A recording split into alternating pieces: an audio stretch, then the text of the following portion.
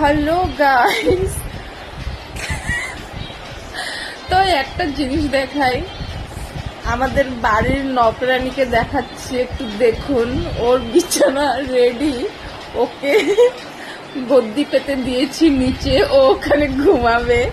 এটা হলো আমাদের বিছানা, আর দেখাচ্ছি স্পেশালি মানুষের স্পেশাল বিছানা।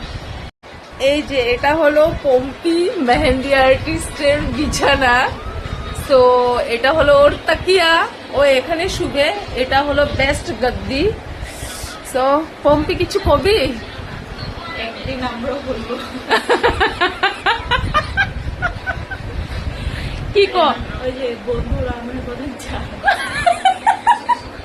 ওর বলে আমের বাগান চার।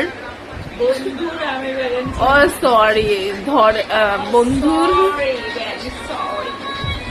একদম ফালতু মেয়ে এটা একটা। বাট এক নাম্বারের ছোট লোক। এটা সত্যি কথা, কিন্তু তুই এক নাম্বারের ছোট লোক।